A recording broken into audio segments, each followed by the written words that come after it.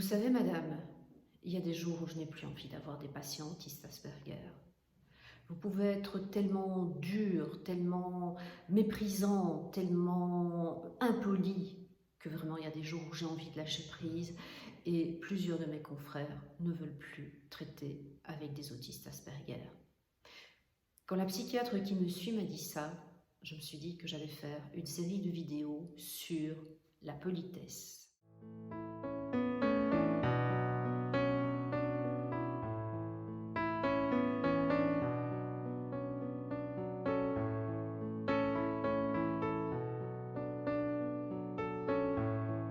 Bonjour, je suis Claire de Vlemings, coach pour adultes autistes Asperger. Et donc, cette série de vidéos, comme je viens de vous le dire, va être consacrée à la politesse. Mais tout d'abord, si cette chaîne vous intéresse, le petit blabla habituel, n'hésitez pas à vous abonner et à activer les notifications. Bien, de quoi vais-je donc parler dans cette nouvelle série de vidéos? Eh bien, je vais vous parler de la politesse en général, des conséquences de l'absence de politesse. Et je crois que je vais même carrément commencer par ça, les conséquences de l'absence de politesse.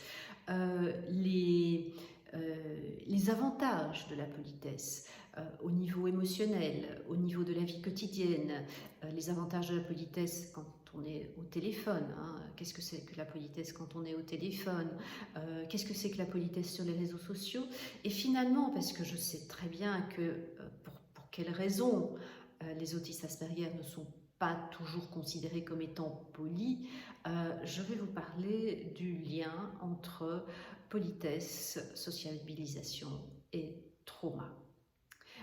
Bien, commençons donc avec le premier sujet, à savoir les conséquences de l'absence de politesse. Eh bien, si vous êtes un homme, on risque de vous dire que vous êtes un ours mal léché.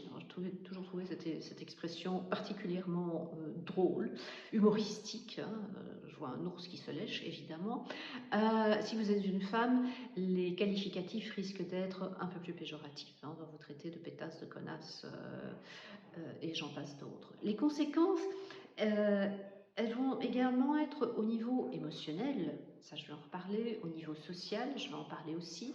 Elles peuvent être au niveau économique ou financier, ça peut être des conséquences médicales aussi, comme vous l'avez vu avec ce que m'a dit ce médecin. Donc,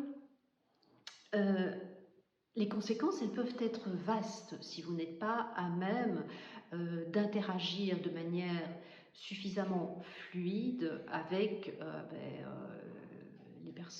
le monde autour de vous.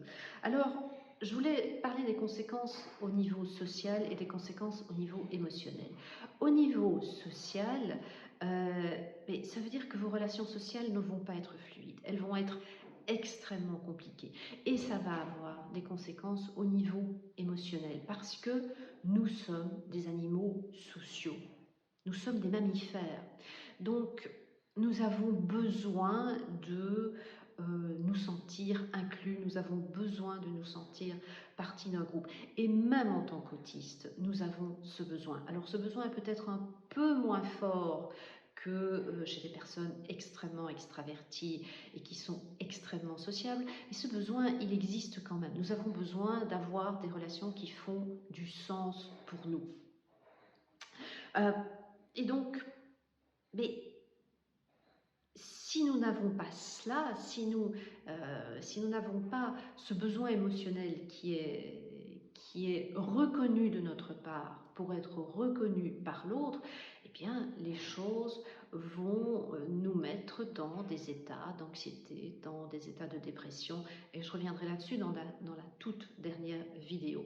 Donc, nous avons vraiment besoin de nous donner une place, pour donner une place à l'autre, via cette politesse, et pour pouvoir nous réguler et nous sentir mieux avec nous-mêmes. Donc tout est vraiment lié.